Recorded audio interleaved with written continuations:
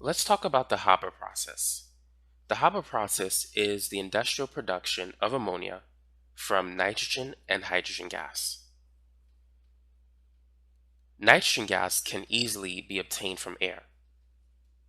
About 78% of air is composed of nitrogen gas. Hydrogen gas can be made from natural gas or methane. When methane reacts with steam, it can produce carbon monoxide and hydrogen gas. So now when we put nitrogen and hydrogen gas in a reaction vessel under the right conditions, it can produce ammonia. We're going to talk about those conditions in this video.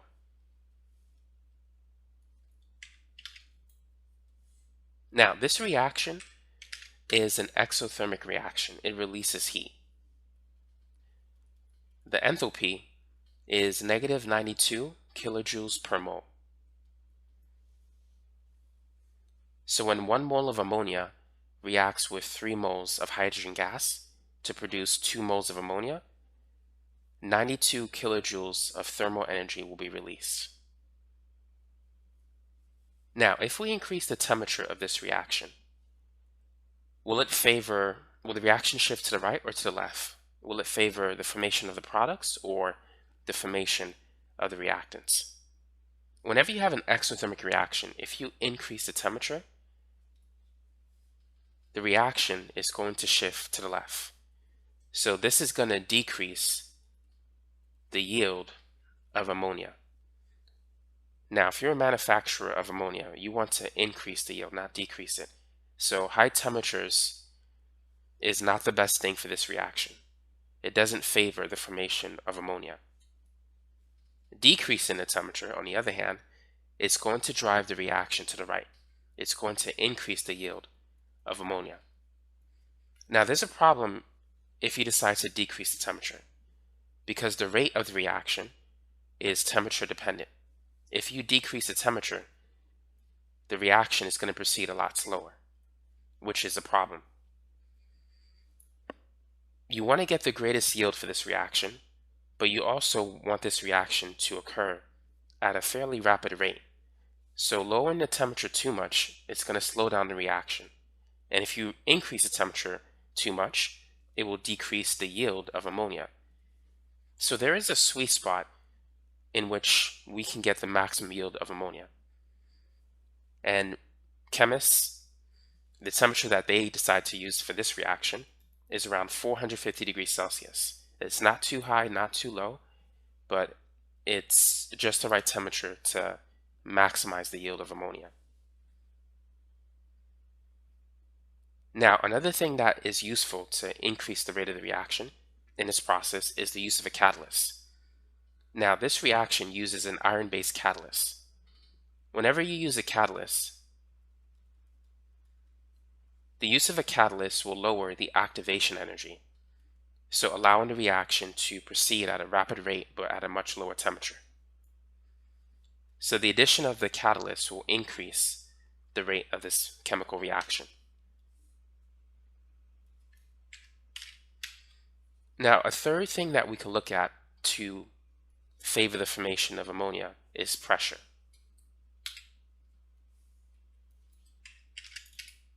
If we increase the pressure, what's going to happen? According to Le Chatelier's principle of chemical equilibrium, will the reaction shift to the right or to the left? Well, according to Le Chatelier's principle, the system is going to try to undo the change that you imposed on it. So if you increase the pressure, it's going to try to do the opposite. It's going to try to decrease the pressure. In which direction must the reaction shift in order for the system to decrease the pressure? In other words, which side of the reaction has less moles of gas? The left side or the right side? The right side has 2 moles of gas. The left side has 1 plus 3 or 4 moles of gas. So in order for the system to decrease the pressure, it needs to shift to the right. As it shifts to the right, the pressure will go down. So increasing the pressure favors the formation of ammonia. It causes the reaction to shift to the right. If you were to decrease the pressure, it will shift to the left. So let's summarize what we learned here. By the way, the pressure that's used for this process is typically around 200 atm. The pressure of air at sea level is only 1 atm, 1 atmosphere. So it's 200 times the pressure at sea level. So to review, if we increase the temperature, we know that the rate of the reaction is going to increase, which is a good thing. However, because it's an exothermic reaction, the reaction will shift to the left. It will favor the formation of the reactants and not the formation of the products. That's a bad thing. Another thing also is if you increase the temperature, the costs of doing so will increase. So you want to produce ammonia at a low price. You don't want to unnecessarily increase the cost. So raising the temperature too much will make this process less profitable. If you decrease the temperature, the problem with that is the rate of the reaction is going to slow down. The good thing about this is that it's going to shift to the right, favoring the formation of ammonia. So the yield of ammonia is going to go up and the cost is going to go down. The problem is just if the temperature is too low, the reaction will be too slow.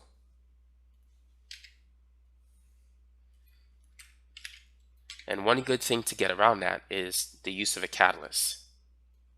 When we introduce the iron-based catalyst, it will increase the rate of the reaction, which will compensate for the relatively low temperature that we have for this reaction. So that's how we could fix this problem. Now the last thing is increasing the pressure. As we increase the pressure, the reaction is going to shift to the right. So the yield of ammonia, that's going to go up. The problem with this though is that it's going to cost you more money to have the equipment to maintain the reaction at high pressure. Anytime you want to increase the temperature or increase the pressure of the reaction conditions, that's going to drive the costs up. So that's the downside of increasing the pressure. So the production of ammonia, it's favored at a moderate temperature, high pressure, and through the use of a catalyst. Those things will help increase the formation of this product. Now, how can we separate ammonia from nitrogen and hydrogen gas? Because in order to make this process useful, you need to have a way to separate ammonia from the reaction chamber. And you could take advantage of the differences in boiling point.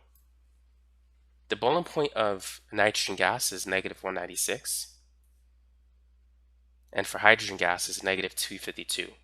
But for ammonia, it's negative 33, which is still pretty cold.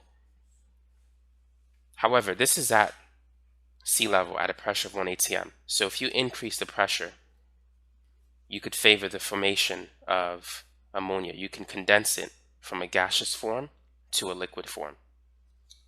But the fact that ammonia has a much higher boiling point than nitrogen or hydrogen helps it makes it more easier to separate it from the reaction chamber by taking advantage of the differences in boiling point between those substances. So that's it for this video. Hopefully it gave you a good introduction into the Haber process. So thanks for watching.